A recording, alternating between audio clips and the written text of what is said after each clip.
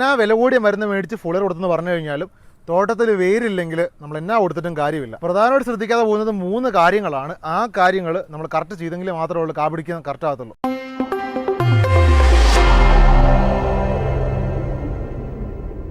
എല്ലാവർക്കും റൂട്ട്സ് അഗ്രികൾച്ചറിൻ്റെ പുതിയൊരു വീഡിയോയിലേക്ക് സ്വാഗതം. ജൂലൈ മാസമായി തോട്ടങ്ങളിൽ പുതിയ വേരുകളുടെ സാന്നിധ്യം തീരെ കുറവായിട്ടാണ് കാണിക്കുന്നത്. ശരിക്കും പറഞ്ഞു കഴിഞ്ഞാൽ നമ്മുടെ ജൂൺ മാസത്തിലും ഡിസംബർ മാസത്തിലുമാണ് നല്ലപോലെ വേരിലടിക്കുന്നതെന്ന് നമ്മൾ മുന്നേയും പറഞ്ഞിട്ടുണ്ട്. എന്നാൽ നമ്മുടെ ഈ ജൂൺ മാസം കഴിഞ്ഞ് ജൂലൈ മാസമായിട്ടും പുതിയ വേരുകളുടെ ഇനിഷ്യേഷൻ തീരെ കുറവായിട്ടാണ് കാണിക്കുന്നത്. പ്രധാന കാരണമെന്ന് പറയുന്നത് പ്രോപ്പറായിട്ട് മഴയില്ലാത്തതുകൊണ്ട് തന്നെയാണ്. പക്ഷേ എങ്കിൽ പോലും തോട്ടത്തിൽ വേരിൻ്റെ സാന്നിധ്യം തീരെ കുറവായതുകൊണ്ട് തന്നെ തോട്ടത്തിലെ കാപിടുത്തവും തീരെ മടുപ്പായിട്ടാണ് കാണിക്കുന്നത്. അതായത് നമ്മുടെ അരിമ്പൊക്കെ നോക്കുമ്പോഴത്തേക്ക് അടപ്പെന്നൊക്കെ പറയും, അതായത് അടഞ്ഞു നിൽക്കുന്നത് പോലെ, പ്രത്യേകിച്ച് ഒരു കാപിടുത്തം ഒരു മരവിച്ച് നിൽക്കുന്നത് പോലുള്ളൊരു പ്രതീതിയാണ് മിക്കവാറും തോട്ടങ്ങളിൽ കാണുന്നത്. നമ്മളെപ്പോഴും പറയാറുള്ളൊരു കാര്യമാണ്, ഒരു വീട് പണിയുമ്പോഴത്തേക്ക് അതിൻ്റെ പ്രധാന ഭാഗമെന്ന് പറയുന്നത് അതിൻ്റെ അടിത്തറ തന്നെയാണ്.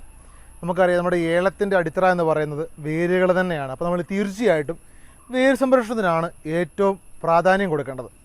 അപ്പം നമുക്ക് നിലവിലെ ക്ലൈമറ്റിൽ കുറച്ച് പ്രശ്നങ്ങൾ, പ്രധാനമായിട്ട് 3 പ്രശ്നങ്ങളാണ് നമ്മുടെ വേരുകളെ നല്ലപോലെ തന്നെ അഫക്റ്റ് ചെയ്യുന്നുണ്ട്. അപ്പോൾ ഈ 3 പ്രശ്നങ്ങൾ അത്യാവശ്യം പരിഹരിച്ചു കഴിഞ്ഞാൽ നല്ലപോലെ തന്നെ പുതിയ വേരുകളുടെ സാന്നിധ്യം കാണാൻ സാധിക്കും. അപ്പോൾ അത് ഞാൻ 3 ആയിട്ട് ക്ലാസിഫൈ ചെയ്യാൻ പോവുകയാണ്. ഒന്നാമത്തേതാണ് നമ്മുടെ കീടങ്ങൾ, അതായത് നമ്മുടെ വേരുപുഴു പോലത്തെ പ്രശ്നം. രണ്ടാമത്തേത് നമ്മുടെ നെമറ്റോഡ്. മൂന്നാമതാണ് നമ്മുടെ ഫംഗൽ ഇഷ്യൂസ്, അതായത് കുമിൾ രോഗങ്ങൾ. മണ്ണിൽ ആധിക്യം കൂടുമ്പോഴത്തേക്കും നമ്മുടെ വേരുകൾക്ക് ഡാമേജ് ഉണ്ടാകാനുള്ള സാധ്യതകളൊക്കെ ഉണ്ട്. അപ്പോൾ ഇന്നത്തെ വീഡിയോയിൽ വളരെ ഡീറ്റെയിൽഡ് ആയിട്ട് തന്നെ നമ്മൾ ഈ 3 കാര്യങ്ങളെ എങ്ങനെ കൺട്രോൾ ചെയ്യണമെന്ന് ഞാൻ എക്സ്പ്ലെയിൻ ചെയ്യാൻ പോവുകയാണ്. നമുക്ക് വീഡിയോയിലേക്ക് പോകാം. അതിലേറ്റവും ആദ്യത്തെ പ്രശ്നമാണ് വേരുപുഴുവിൻ്റേത്, അതായത് റൂട്ട് ഗ്രേപ്പ്. ഈ കഴിഞ്ഞ വർഷങ്ങളൊക്കെ നമ്മൾ കമ്പയർ ചെയ്യുമ്പോഴത്തേക്ക് കണ്ടതിൽ വെച്ച് ഏറ്റവും കൂടുതൽ വേരുപുഴുക്കളുടെ സാന്നിധ്യം കണ്ട വർഷം എന്ന് പറയുന്നത് നമ്മുടെ 2026 ജൂൺ ജൂലൈ മാസങ്ങളിലാണ്. മിക്കവാറും തോട്ടങ്ങളിൽ തന്നെ നമ്മുടെ വേരുപുഴുക്കളുടെ സാന്നിധ്യം നല്ലപോലെ തന്നെ കാണുന്നുണ്ട്. അപ്പോൾ തീർച്ചയായിട്ടും കർഷകർ ശ്രദ്ധിക്കുക. ഇതിൻ്റെ ഏറ്റവും ആദ്യത്തെ ഇൻഡിക്കേഷൻ എന്ന് പറയുന്നത് വേരുകളില്ലാത്തത് തന്നെയാണ്. അടുത്ത ഒരെണ്ണമാണ് നമുക്ക് ഏറ്റവും എളുപ്പത്തിൽ ഐഡൻറ്റിഫൈ ചെയ്യാൻ പറ്റിയൊരു കാര്യമാണ്, ചെടികളുടെ അടിയില നല്ല പോലെ തന്നെ പഴുത്ത് കയറുന്നതായിട്ട് കാണാൻ സാധിക്കും. അതായത് നമ്മുടെ തോട്ടങ്ങളിലേക്ക് നോക്കുമ്പോഴത്തേക്ക് നല്ല പോലെ തന്നെ പഴുത്ത് നിൽക്കുന്നത് കാണാൻ സാധിക്കും. മിക്കവാറും കർഷകർ ശ്രദ്ധിക്കാതെ പോകുന്നൊരു കാര്യം അത് തന്നെയാണ്. കാരണം കവാത്തൊക്കെ എടുക്കുമ്പോഴത്തേക്ക് ഫുള്ളായിട്ട് ക്ലീനാക്കി വിടും നമ്മുടെ പണിക്കാർ, അത് ശ്രദ്ധിക്കത്തില്ല. അപ്പം എല്ലാ തോട്ടങ്ങളിലും തന്നെ ഇത് കർഷകർ ഒന്ന് നല്ലപോലെ തന്നെ വീക്ഷിക്കുക. അതായത് നമ്മൾ മണ്ണ് മാറ്റി നോക്കുമ്പോഴത്തേക്ക് ശ്രദ്ധിക്കുക, നമ്മുടെ കിഴങ്ങിനോട് ചേർന്നുള്ള ഭാഗത്ത് തന്നെ കുഴിച്ച് നോക്കാൻ വേണ്ടി ശ്രദ്ധിക്കുക. അതായത് പഴുപ്പ് കാണുന്ന ചെടികളുടെ കിഴങ്ങിനോട് ചേർന്നുള്ള ഭാഗത്ത് തന്നെ നമ്മളൊന്ന് നല്ല ആഴത്തിലൊന്ന് കുഴിച്ച് നോക്കുകയാണെങ്കിൽ തീർച്ചയായിട്ടും നമ്മുടെ വേര് പുഴുക്കളെ നമുക്ക് കാണാൻ സാധിക്കും. അപ്പോൾ നമ്മൾ അതിനുവേണ്ടി നല്ലൊരു മരുന്ന് നമ്മൾ കൊടുക്കേണ്ടത് ഡ്രഞ്ചിങ് കൊടുക്കേണ്ട രീതിയിൽ തന്നെയാണ് നമ്മൾ കൊടുക്കേണ്ടത്. അപ്പോൾ അതിൽ ഏറ്റവും ബെസ്റ്റായിട്ട് കൊടുക്കേണ്ട മരുന്നെന്ന് പറയുന്നത് നമ്മുടെ ക്ലോറിപൈറിഫോസ് ആണ്. അപ്പോൾ അത് നമ്മുടെ ക്ലോറിപൈറിഫോസ് വരുന്നത് 2 ഫോർമുലേഷനിലാണ് വരുന്നത്. ഒന്നാമത്തേത് 20 EC, രണ്ടാമത്തേത് 50 EC. അപ്പം 20 EC ആണ് നമ്മൾ കൊടുക്കുന്നതെങ്കിൽ നമ്മൾ കൊടുക്കേണ്ട ഡോസേജ് എന്ന് പറയുന്നത് 600 മില്ലി 200 ലിറ്റർ വെള്ളത്തിൽ. അതേ സമയത്ത് 50 EC ആണെങ്കിൽ ഏറ്റവും ബെസ്റ്റ് എന്ന് പറയുന്നത് 50 EC തന്നെയാണ്. 50 ECയുടെ നമ്മൾ ബേസിക് ആയിട്ട് കൊടുക്കേണ്ട ഇപ്പോഴത്തെ സാഹചര്യത്തിൽ കൊടുക്കേണ്ട ഡോസ് എന്ന് പറയുന്നത് 400 മില്ലിയാണ്. 400 മില്ലി ഒഴിച്ചു കഴിഞ്ഞാൽ ചെടിക്ക് ഭയങ്കര ദോഷമാണ്, അല്ലെങ്കിൽ വേരുകൾ വെന്ത് പോകുന്നതൊക്കെ കുറേ പറയുന്നതൊക്കെ ആയിട്ട് കേട്ടു. ഓവർ ഡോസൊന്നുമല്ല. തോട്ടത്തിൽ വേരുപുഴു കാണുന്നുണ്ടെങ്കിൽ 400 മില്ലി തന്നെ കൊടുക്കുക. 400 മില്ലി കൊടുത്ത തോട്ടങ്ങളിലൊക്കെ ആണെങ്കിലും കണ്ടമാനം വേരുപുഴു കൂടുതലുള്ള തോട്ടങ്ങളൊക്കെ ആണെങ്കിൽ ഒരു 12 ദിവസം കഴിയുമ്പോഴത്തേക്ക് വീണ്ടും അതിൻ്റെ അടുത്ത ജനറേഷനെ കാണാൻ സാധിക്കുന്നുണ്ട്. അപ്പോൾ തീർച്ചയായിട്ടും നമ്മൾ ക്ലോറിപൈറിഫോസ് ഒരു 400 മില്ലി 50 EC ഒക്കെയാണ് 400 മില്ലി. അപ്പോൾ അതിൻ്റെ കൂടെ നമ്മൾ തീർച്ചയായിട്ടും ഒരു ഫംഗിസൈഡ് ആഡ് ചെയ്യുക. അതായത് ഇതിൻ്റെ കൂടെ തന്നെ പാർട്ട്ണറായിട്ട് വരുന്ന പ്രശ്നമാണ് നമ്മുടെ ഫിസേരിയം എന്ന് പറയുന്നത്. അതിനെക്കുറിച്ച് ലാസ്റ്റ് വീഡിയോയിൽ സംസാരിക്കുന്നതായിരിക്കും. ബേസിക്കായിട്ട് നമ്മൾ കൊടുക്കുന്ന നമ്മുടെ ഹെക്സാകോണാസോൾ, മേലിക്കോൺ സൂപ്പർ എന്നൊക്കെ പറഞ്ഞ് നമ്മുടെ മാർക്കറ്റിൽ അവൈലബിൾ ആണ്. അപ്പം മേലിക്കോൺ സൂപ്പർ അതൊരു 200 മില്ലിയും കൂടെ മിക്സ് ചെയ്തിട്ട് ഡ്രഞ്ച് ചെയ്ത് കൊടുക്കുകയാണെങ്കിൽ വളരെ നല്ലതാണ്. നമ്മുടെ വേരുപുഴുവിനാണെങ്കിലും നമ്മുടെ ഫംഗൽ ഇഷ്യൂസിനാണെങ്കിലും. അതേപോലെ തന്നെ തോട്ടങ്ങളിൽ ലൈറ്റായിട്ട് തട്ടമറിച്ചിൽ പോലുള്ള പ്രശ്നങ്ങളൊക്കെയാണ് കാണുന്നത്, അല്ലെങ്കിൽ നല്ല പോലെ തന്നെ പോള പൊട്ടി ഒടിയുന്ന പ്രശ്നങ്ങളൊക്കെ ആണെങ്കിൽ നമ്മൾ ക്ലോറൈഡിൻ്റെ കൂടെ ക്ലോറി 50 ECയുടെ കൂടെ നമ്മൾ തീർച്ചയായിട്ടും ടെബുകൊണാസോൾ നമ്മൾ ഡ്രഞ്ച് ചെയ്ത് കൊടുക്കേണ്ടതാണ്. അതിലേറ്റവും ബെസ്റ്റായിട്ട് കൊടുക്കാൻ പറ്റുന്നത് നമ്മുടെ ബോണോസ് തന്നെയാണ്. 38% വരുന്നതാണ് അതിൻ്റെ ഒരു കണ്ടൻറ്റ് എന്ന് പറയുന്നത്.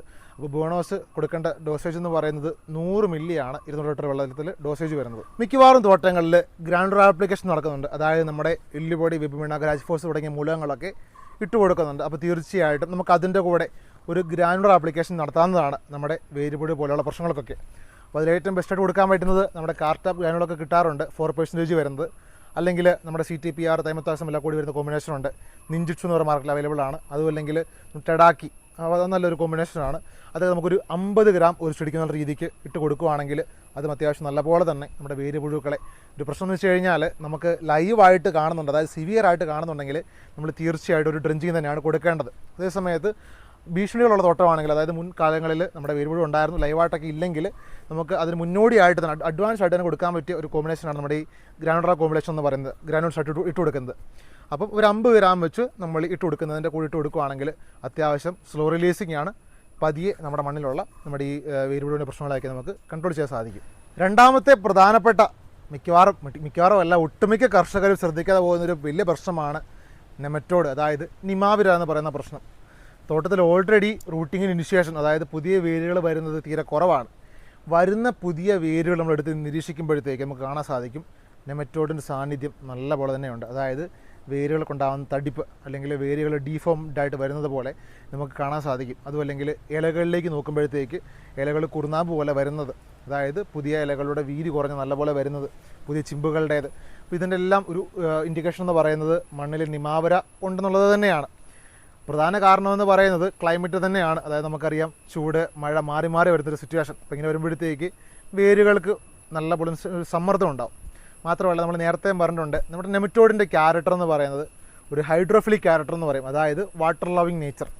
മണ്ണിൽ ഈർപ്പമുണ്ടെങ്കിൽ, അതായത് മണ്ണിൽ വെള്ളം നിൽക്കുവാണെങ്കിൽ ഇതിൽ ഒരു നല്ലപോലെ തന്നെ ആക്റ്റീവ് ആവും. നല്ല ഈർപ്പം ഉണ്ടെങ്കിൽ ഇവർ നല്ലപോലെ തന്നെ ആക്റ്റീവ് ആവുകയും ചെയ്യും, മൾട്ടിപ്ലൈ ചെയ്യുകയും ചെയ്യും. ചെടികളുടെ വേരുകൾ സൃഷ്ടിക്കുമ്പോഴത്തേക്ക് നല്ലപോലെ അറ്റാക്ക് ചെയ്യുകയും ചെയ്യും. അതുകൊണ്ട് തന്നെ പുതിയ വരുന്ന വേരുകളിൽ പോലും നല്ലപോലെ തന്നെ തടിപ്പ് കാണുന്നുണ്ട്. അപ്പോൾ തീർച്ചയായിട്ടും കർഷകർ ഒന്ന് മണ്ണൊക്കെ മാന്തിയിട്ടൊന്ന് ശ്രദ്ധിക്കുക. വേരുകൾ എങ്ങനെയാണ്, പുതിയ വേരുകൾ കുറവാണ് എങ്കിൽ പോലും വരുന്ന വേരുകളിൽ തടിപ്പ് കാണാൻ സാധിക്കും. അപ്പോൾ അങ്ങനെ ഉണ്ടെന്നുണ്ടെങ്കിൽ നമ്മൾ തീർച്ചയായിട്ടും ഒരു നിമാറ്റിസൈഡ് മണ്ണിൽ കൊടുക്കേണ്ടതാണ്. അപ്പോൾ ഇതിൻ്റെ ഒരു പ്രശ്നം എന്ന് വെച്ച് കഴിഞ്ഞാൽ നിമാറ്റിസൈഡ് നമ്മൾ കൊടുക്കുമ്പോഴത്തേക്ക് കോസ്റ്റ് കുറച്ച് കൂടുതലാണ്. അതായത് നമ്മുടെ ഏറ്റവും ബെസ്റ്റ് മരുന്ന്, ഇനി മരുന്നുകളിലേക്ക് നമുക്ക് വരാം. ഏറ്റവും ബെസ്റ്റ് നെമറ്റോഡ് വളരെ കൂടുതലാണ്, നല്ലപോലെ തന്നെ തടിപ്പ് വേരിന് കാണുന്നുണ്ട്, പുതിയ വേരുകളിന് ശേഷം തീരെ കുറവാണ്, ഇലകൾ നല്ലപോലെ തന്നെ വാളിൻ്റെ ആകൃതിയിൽ വരുന്നുണ്ടെങ്കിൽ നമ്മൾ തീർച്ചയായിട്ടും കൊടുക്കേണ്ട മരുന്നെന്ന് പറയുന്നത് നമ്മുടെ വേലമ്പ്രൈം തന്നെയാണ്. അതായത് ഫ്ലോപ്പർ എന്ന് പറയുന്ന കെമിക്കൽ. അപ്പോൾ അതിന് ഡോസേജ് എന്ന് പറയുന്നത് 100 മില്ലിയാണ് 200 ലിറ്റർ വെള്ളത്തിൽ ഡോസേജ് വരുന്നത്. അപ്പോൾ ഇതിൻ്റെ കൂടെ നമ്മൾ നേരത്തെ പറഞ്ഞതുപോലെ ടിബുകൊണാസുള്ള ബുവണോസ് അതിൽ 100 മില്ലിയും കൂടെ ആഡ് ചെയ്തിട്ട് ഒന്ന് ഡ്രിഞ്ച് ചെയ്ത് കൊടുക്കുകയാണെങ്കിൽ അത്യാവശ്യം ഫിസേരത്തിനാണെങ്കിലും നമ്മുടെ നെമറ്റോഡിനാണെങ്കിലും കൺട്രോൾ തരുന്നത് കോമ്പിനേഷനാണ്. എൻ്റെ വേലമ്പ്രൈം എന്ന് പറയുന്നത് ശരിക്കും ഒരു ഫംഗിസൈഡാണ്, പക്ഷെ നല്ല പോലെ തന്നെ നിമാറ്റിസൈഡൽ പ്രോപ്പർട്ടി കാണിക്കുന്ന ഒരു പ്രൊഡക്റ്റ് തന്നെയാണ്. ഞാൻ യൂസ് ചെയ്തിട്ട് എനിക്ക് ഏറ്റവും നല്ല ബെസ്റ്റ് റിസൾട്ട് കിട്ടിയ ഒരു കണ്ടൻറ്റ് എന്ന് പറയുന്നത് നമ്മുടെ വേലമ്പ്രൈം തന്നെയാണ്. അതായത് നെമറ്റോഡിനാണെങ്കിലും ഫംഗൽ ഇഷ്യൂസിനൊക്കെ ആണെങ്കിലും അത്യാവശ്യം നമ്മുടെ വേലമ്പ്രൈം തന്നെയാണ് ഏറ്റവും ബെസ്റ്റ് കൊടുക്കാൻ പറ്റിയ മരുന്ന്. മറ്റ് മരുന്നുകളിലുള്ളൊരു ട്രസ്റ്റ് അത്രയ്ക്ക് വന്നിട്ടില്ല, കാരണം യൂസ് ചെയ്തിട്ട് അത് റിസൾട്ട് കിട്ടിയിട്ടില്ല. അപ്പം കൂടുതലാണെങ്കിൽ, സിവിയാരിറ്റി കൂടുതലാണെങ്കിൽ നമുക്ക് ഏറ്റവും കൂടുതൽ കൊടുക്കാൻ പറ്റിയ നല്ലൊരു മരുന്ന് എന്ന് പറയുന്നത് ഒന്നാമത്തേത് വേലമ്പ്രൈമാണ്, രണ്ടാമത്തേത് സാലിബ്രോ. അത്യാവശ്യം സാലിബ്രോ എന്ന് പറയുന്നത് ഒരു കോൺടാക്ട് നിമാറ്റിസൈഡ് ആണ് എങ്കിൽ പോലും തോട്ടത്തിൽ വളരെ കൂടുതലായിട്ട് നമ്മൾ നെമറ്റോഡിനെ ഐഡൻറ്റിഫൈ ചെയ്യുവാണെങ്കിൽ നമുക്ക് സാലിബ്രോ കൊടുക്കാവുന്നതാണ്. അപ്പോൾ സാലിബ്രോയുടെ ഡോസേജ് വരുന്നത് 60 മില്ലിയാണ് 200 ലിറ്റർ വെള്ളത്തിൽ ഡോസേജ് വരുന്നത്. നമ്മൾ നേരത്തെ പറഞ്ഞതുപോലെ അതിൻ്റെ കൂടെ ഒരു 100 മില്ലി ടിബുകൊണാസോളും കൂടെ ആഡ് ചെയ്യുവാണെങ്കിൽ, ബുവണാസോൾ ആഡ് ചെയ്യുവാണെങ്കിൽ വളരെ നല്ലതാണ് നമ്മുടെ മണ്ണിലെ ഫംഗൽ ഇഷ്യൂസിനൊക്കെ ആണെങ്കിലും. അപ്പോൾ ഇത് രണ്ട് മരുന്നുകളുടെ പ്രശ്നം വെച്ച് കഴിഞ്ഞാൽ കുറച്ച് കോസ്റ്റ് കൂടുതലാണ്. അപ്പോൾ നിങ്ങൾ ശ്രദ്ധിക്കുക, തോട്ടത്തിൽ തീരെ മോശമാണ്, തോട്ടങ്ങളുടെ അവസ്ഥ കണ്ടീഷൻ തീരെ മോശമാണ്, വളരെയധികം സെറ്റിങ്സിനെ അഫക്റ്റ് ചെയ്യുന്നുണ്ട്. അതായത് കാപിടുത്തം വളരെ കുറവാണ് നെമറ്റോഡ് കാരണം. അങ്ങനെയുള്ള സിറ്റുവേഷൻ ആണെങ്കിൽ നമ്മൾ തീർച്ചയായിട്ടും ഒരു വേലമ്പ്രൈം അല്ലെങ്കിൽ സാലിബ്രോ ഡ്രിഞ്ച് ചെയ്യുന്നതായിരിക്കും, വേലമ്പ്രൈം ആയിരിക്കും കുറച്ചുകൂടെ ബെറ്റർ. അപ്പോൾ വേലമ്പ്രൈം ഡ്രിഞ്ച് ചെയ്യുന്നതായിരിക്കും കുറച്ചും കൂടെ നല്ലത്. ഇനിയിപ്പോൾ നമ്മുടെ തോട്ടങ്ങളിൽ വളരെ സിവിയറായിട്ടൊന്നും കാണുന്നില്ല, അതായത് വളരെ ലൈറ്റായിട്ടേ കാണുന്നുള്ളൂ, വളരെ ലൈറ്റായിട്ടുള്ള തടിപ്പുകളൊക്കെ കാണുന്നുള്ളൂ, സെറ്റിങ്സിനെ വലിയിട്ട് അഫക്റ്റ് ചെയ്യുന്നില്ല. അപ്പോൾ സിവിയാരിറ്റി തീരെ കുറവാണ്. അപ്പോൾ അങ്ങനെയുള്ള തോട്ടങ്ങളിൽ ഞാൻ റെക്കമെൻഡ് ചെയ്യുന്നത് നമ്മുടെ കാർട്ടാപ്പ് ഹൈഡ്രോക്ലോറൈഡ്. അതൊരു 150 ഗ്രാം ഡ്രിഞ്ച് ചെയ്യുവാണെങ്കിൽ അത്യാവശ്യം നമ്മുടെ നെമറ്റോഡിനാണെങ്കിൽ, അതേപോലെ തന്നെ നമ്മൾ നേരത്തെ പറഞ്ഞ വേരുപുഴുവിൻ്റെ ഇഷ്യൂസിനാണെങ്കിലും നമുക്ക് അത്യാവശ്യം നല്ലപോലെ തന്നെ കൺട്രോൾ തരുന്നൊരു കോമ്പിനേഷനാണ്. അപ്പോൾ കൊടുക്കേണ്ടത് 50% SP വരുന്ന കോമ്പിനേഷനാണ്.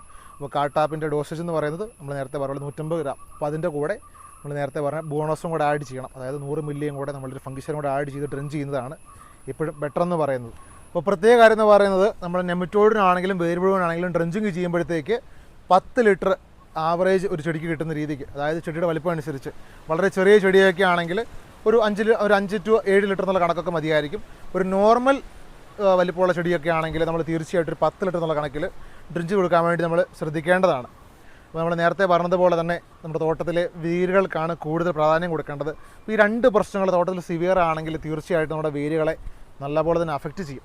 അപ്പം നമ്മൾ ഈ പ്രശ്നങ്ങൾക്ക് വേണ്ടി നമ്മൾ ആദ്യം മരുന്ന് കൊടുക്കാതെ നമ്മൾ എന്ത് ഫോളിയാർ കൊടുത്തെന്ന് പറഞ്ഞു കഴിഞ്ഞാൽ നമുക്കൊരിക്കലും റിസൾട്ട് കിട്ടാൻ പോകുന്നില്ല. അതായത് സെറ്റിങ്സിലേക്ക് വരാൻ വളരെ തീരെ പാടാണ്. അപ്പോൾ അതുപോലെ അടപ്പായിട്ട് ഇങ്ങനെ അടഞ്ഞു നിൽക്കുന്ന അരിമ്പുകളൊക്കെ ആണെങ്കിൽ എന്താണ് ഈ വേരുകളുടെ പ്രശ്നമെന്ന് കറക്റ്റ് ഒന്ന് നമ്മൾ ഇൻസ്പെക്റ്റ് ചെയ്യാൻ വേണ്ടി ശ്രദ്ധിക്കുക. അതെന്താണ് പ്രശ്നം എന്ന് നമ്മൾ ശ്രദ്ധിക്കുക. അതിനുശേഷം അതിന് മരുന്ന് കൊടുത്തതിന് ശേഷം മാത്രം നമ്മൾ മണ്ണിൽ എന്തെങ്കിലും കാര്യങ്ങൾ ചെയ്തതിന് ശേഷം മാത്രം നമ്മൾ ഫോളിയാറിലേക്ക് മൂവ് ചെയ്യുക. കാരണം അങ്ങനത്തെ ഒരു പ്രതീതി കാണുന്നുണ്ട്. കൂടുതലായിട്ട് ഫോളിയാർ വളരെ റേറ്റുള്ള ഫോളിയാറുകളൊക്കെ ആൾക്കാർ മേടിച്ച് വെറുതെ ക്യാഷ് കയ്യിൽ നിന്ന് കളയുന്നുണ്ട്. മിക്കവാറും തോട്ടങ്ങളിൽ റിസൾട്ട് കാണാതിരിക്കുന്നതും കാണുന്നുണ്ട്. അപ്പോൾ ഫോളിയാറിനൊക്കെ മുന്നേ ആയിട്ട് തന്നെ നമ്മുടെ പ്രശ്നങ്ങൾ എന്താണോ അതിനുള്ളൊരു മരുന്ന് കൊടുക്കുക. അതുപോലെ തന്നെ അടിവളമായിട്ട് ഗ്രാനുലർ ആപ്ലിക്കേഷൻ നേരത്തെ പറഞ്ഞതുപോലെ നമ്മുടെ എല്ലുപൊടി, പിണ്ണാക്ക്, രാജ്ഫോസ് പോലെയുള്ള മൂലകങ്ങൾ കൊടുത്തതിന് ശേഷം നമ്മൾ ഫോളിയാറിലേക്ക് പോകുന്നതായിരിക്കും ഏറ്റവും ഉത്തമമെന്ന് പറയുന്നത്. അപ്പോൾ അടുത്തൊരു മൂന്നാമത്തെ പ്രശ്നമാണ് തോട്ടത്തിൽ നമ്മുടെ കുമിൾ രോഗങ്ങൾ, അതായത് ഫംഗൽ ഇഷ്യൂസ്. പ്രധാനമായിട്ട് ഇപ്പോൾ കണ്ടുവരുന്നത് രണ്ട് കാര്യങ്ങളാണ്. ഒന്നാമത്തേത് വളരെ സിവിയറായിട്ട് തന്നെ ഫിസേരിയം കാണുന്നുണ്ട്. രണ്ടാമത്തേത് തട്ടമറിച്ചിൽ അല്ലെങ്കിൽ വേരിച്ചീച്ചൽ, റൂട്ട് റോട്ട്, റൈസെക്ടോണിയ, അഴുകൽ പ്രശ്നങ്ങൾ. ഈ രണ്ട് പ്രശ്നങ്ങളാണ് മെയിനായിട്ട് തോട്ടങ്ങളിൽ കണ്ടുകൊണ്ടിരിക്കുന്നത്. ഫിസേറിയത്തിൻ്റെ കേസിലാണെങ്കിൽ നല്ലപോലെ തന്നെ പോളകൾ പൊട്ടിക്കീറുന്നുണ്ട്, തട്ടകൾ ഒടിയുന്നുണ്ട്, പുതിയ ചിമ്പുകളുടെ പോളകളും പൊളിയുന്നുണ്ട്. അപ്പോൾ ഈ പ്രശ്നങ്ങൾക്ക് നമ്മൾക്ക് ഏറ്റവും ബെസ്റ്റായിട്ട് കൊടുക്കാൻ പറ്റിയ മരുന്നെന്ന് പറയുന്നത് നമ്മളെപ്പോഴും പറയുന്നതാണ് ഡ്രിഞ്ചിങ്ങിൽ കൊടുക്കുക. അതായത് മണ്ണിലാണ് പ്രശ്നം. അപ്പോൾ നമ്മൾ മണ്ണിൽ തന്നെ മാറ്റാൻ വേണ്ടി ശ്രദ്ധിക്കുക. അപ്പം കുറച്ചുകൂടെ എഫക്റ്റീവായിട്ട് ചെയ്യാൻ പറ്റുന്നത് ഒരു സെമി ഡ്രിഞ്ചിങ് ആണ്. അതായത് സ്പ്രേ കൊടുത്തതിന് ശേഷം ചുവട്ടിൽ പിടിക്കുക. അപ്പോൾ അതിന് കൊടുക്കാൻ പറ്റിയ മരുന്നെന്ന് പറയുന്നത് നമ്മൾ നേരത്തെ തൊട്ടേ പറയുന്ന ഒരു മരുന്നാണ്. എല്ലാവർക്കും ചിലപ്പം കേട്ട് മതിയായ മരുന്നായിരിക്കും നമ്മുടെ കാർബൺ ഡാസിയം എന്ന് പറയുന്നത്. അതായത് കാർബൺ ഡാസിയമാണ് ഫിസേറിയത്തിന് ഏറ്റവും ബെസ്റ്റ് കൊടുക്കാൻ പറ്റിയ മരുന്നെന്ന് പറയുന്നത്, അധികം കോസ്റ്റ് ആവാതെ. അപ്പോൾ കാർബൺ ഡാസിയമിൻ്റെ ഡോസേജ് വരുന്നത് 300 ഗ്രാം 200 ലിറ്റർ വെള്ളത്തിൽ. അതിൻ്റെ കൂടെ നമ്മുടെ മിൽക്കോൺ സൂപ്പർ ഹെക്സാകോണാസോൾ അതൊരു 200 മില്ലിയും കൂടെ മിക്സ് ചെയ്തിട്ട് സെമി ഡ്രഞ്ചിങ് കൊടുക്കുകയാണെങ്കിൽ, അതായത് ഒരു 8 ലിറ്റർ ആവറേജ് ഒരു ചെടിക്ക് കിട്ടുന്ന രീതിക്ക് കൊടുക്കുകയാണെങ്കിൽ അത്യാവശ്യം ഫിസേറിയത്തെ നല്ലപോലെ കൺട്രോൾ ചെയ്യാൻ പറ്റിയ കോമ്പിനേഷനാണ്. ഇപ്പോൾ കാർബൺ ഡാസിയം നേരത്തെ കൊടുത്തവരാണ് അല്ലെങ്കിൽ അതിനോട് താല്പര്യമില്ലാത്തവരൊക്കെയാണെങ്കിൽ നമ്മുടെ തയോഫനേറ്റ് മീതയിൽ നല്ലൊരു മരുന്നാണ്. അപ്പോൾ തയോഫനേറ്റ് മീതയിൽ അതൊരു 300 ഗ്രാം 200 ലിറ്റർ വെള്ളത്തിൽ, അതിൻ്റെ കൂടെ നമ്മൾ നേരത്തെ പറഞ്ഞ ടെബുകോണാസോൾ, അതല്ലെങ്കിൽ നമ്മുടെ ഹെക്സാകോണാസോൾ, ഇതിൽ രണ്ട് നമുക്ക് യൂസ് ചെയ്യാവുന്നതാണ്. അപ്പോൾ ടെബുകോണാസോൾ ആണെങ്കിൽ ബുവോണോസ് അതൊരു 100 മില്ലി, ഹെക്സ ആണെങ്കിൽ 200 മില്ലി എന്നുള്ള കണക്കിൽ നമുക്ക് അത്യാവശ്യം ഡ്രിഞ്ച് ചെയ്ത് കൊടുക്കാവുന്നതാണ്. ഒരു 7 ലിറ്ററെങ്കിലും ആവറേജ് കിട്ടുന്നത് പോലെ. ഇനിയിപ്പോൾ സിവിയാരിറ്റി അധികം കൂടുതലായിട്ട് കാണുന്നില്ല. നമ്മൾ നേരത്തെ പറഞ്ഞ പോലെ അധികം പൊട്ടിക്കീറുന്നൊന്നുമില്ല, ചെറിയ മഞ്ഞപ്പൊക്കെയാണ് കാണുന്നത് എന്തെങ്കിലും ഉണ്ടെങ്കിൽ, അല്ലെങ്കിൽ ചെറിയ ഇലയ്ക്ക് പഴുപ്പൊക്കെയാണ് കാണുന്നതെങ്കിൽ നമുക്ക് തീർച്ചയായിട്ടും ഒരു സ്പ്രേയിങ്ങിൽ കൊടുക്കാവുന്നതാണ്. അപ്പോൾ നമ്മൾ ഏറ്റവും ബെസ്റ്റായിട്ട് റെക്കമെൻഡ് ചെയ്യുന്നത് നമ്മുടെ സിഞ്ചൻജായുടെ ഗ്ലോവിറ്റ് എന്ന് പറയുന്ന കോമ്പിനേഷൻ. അപ്പോൾ ഗ്ലോവിറ്റിന് ഡോസേജ് വരുന്നത് 200 മില്ലി 200 ലിറ്റർ വെള്ളത്തിലുള്ള കണക്കിൽ നല്ലപോലെ സ്പ്രേ കൊടുക്കുകയാണെങ്കിൽ ഫിസേറിയത്തിന് നല്ല കൺട്രോളാണ്. അല്ലെങ്കിൽ നമ്മുടെ അമിസ്റ്റാർ ടോപ്പ്, അത് അസോസിയോസ്റ്റോബിൻ ഡൈഫനോകോണാസോൾ വരുന്ന കോമ്പിനേഷനാണ്. അപ്പോൾ അതൊരു 200 മില്ലി കൊടുക്കുകയാണെങ്കിലും അത്യാവശ്യം ഫിസേറിയത്തിന് നല്ലപോലെ സ്പ്രേയിങ്ങിൽ കൺട്രോൾ തരുന്ന കോമ്പിനേഷനാണ്. അതും അല്ലെങ്കിൽ നമ്മുടെ ഗിലീലിയോവെ, അതായത് നമ്മൾ കോർട്ടിവയുടെ, അതാണെങ്കിലും ഒരു 200 മില്ലി 200 ലിറ്റർ വെള്ളത്തിലുള്ള കണക്കിൽ മിക്സ് ചെയ്ത് സ്പ്രേ കൊടുക്കുകയാണെങ്കിൽ ഫിസേറിയത്തിന് സ്പ്രേയിങ്ങിൽ നല്ല കൺട്രോൾ തരുന്ന കോമ്പിനേഷനാണ്. അപ്പോൾ നമ്മൾ മരുന്ന് ഫിക്സ് ചെയ്യുമ്പോഴത്തേക്ക് ശ്രദ്ധിക്കുക, അതിൻ്റെ സിവിയാരിറ്റി അനുസരിച്ച് വേണം ഫിക്സ് ചെയ്യാനായിട്ട്. ഇനിയിപ്പോൾ അടുത്തതായിട്ട് കാണുന്ന പ്രശ്നമാണ് തോട്ടത്തിൽ തട്ടമറിച്ചിലിൻ്റെ ഇഷ്യൂസ് വളരെ സിവിയറായിട്ട് കാണുന്നുണ്ട്. പല മരുന്നുകൾ ആൾക്കാർ മാറി ട്രൈ ചെയ്യുന്നുണ്ട്, കൺട്രോൾ ലഭിക്കുന്നില്ല എന്നൊക്കെ പറയുന്നുണ്ട്. അപ്പം അതിൽ നമ്മൾ സിവിയർ അനുസരിച്ച് ഞാൻ മരുന്ന് പറയുകയാണ്. അതിലൊന്നാമത്തേതാണ് അധികം സിവിയറായിട്ട് കാണുന്നില്ല എന്നുണ്ടെങ്കിൽ, അതായത് ലൈറ്റായിട്ട് മറിയുന്നുള്ളെങ്കിൽ നമുക്ക് ബെസ്റ്റായിട്ട് കൊടുക്കാൻ പറ്റിയ കോമ്പിനേഷൻ എന്ന് പറയുന്നത് ഒന്നാമത്തെ നമ്മൾ നേരത്തെ പറയാറുള്ളതാണ് നമ്മുടെ GSPയുടെ എലമെൻ്റ് എന്ന് പറയുന്ന മരുന്ന്. നല്ല റിസൾട്ട് കിട്ടിയ കോമ്പിനേഷനാണ്. നമ്മൾ ഡിസംബർ മാസത്തിലേക്ക് യൂസ് ചെയ്തിട്ട് നല്ല റിസൾട്ട് കിട്ടിയ കോമ്പിനേഷനാണ്. അപ്പോൾ എലമെൻറ്റിൻ്റെ കണ്ടൻറ്റ് വരുന്നത് തൈഫ്ലൂസാമൈഡ് ഡൈഫനോകോണാസോൾ വരുന്ന കോമ്പിനേഷനാണ്. അപ്പോൾ അത്യാവശ്യം ഫിസേറിയത്തിനാണെങ്കിലും നമുക്ക് അത്യാവശ്യം നല്ല കൺട്രോൾ വരുന്ന കോമ്പിനേഷൻ തന്നെയാണ്. അപ്പോൾ എലമെൻറ്റിൻ്റെ ഡോസേജ് വരുന്നത് 125 മില്ലിയെങ്കിലും നിലവിലത്തെ ക്ലൈമറ്റിൽ കൊടുത്തെങ്കിൽ നല്ല കൺട്രോളാണ്. നമ്മൾ ട്രൈ ചെയ്തതാണ്. അതല്ലെങ്കിൽ നമുക്ക് കൊടുക്കാൻ പറ്റിയ ഒരു മരുന്നെന്ന് പറയുന്നത് നമ്മുടെ COC ടെബുകോണാസോൾ കോമ്പിനേഷൻ.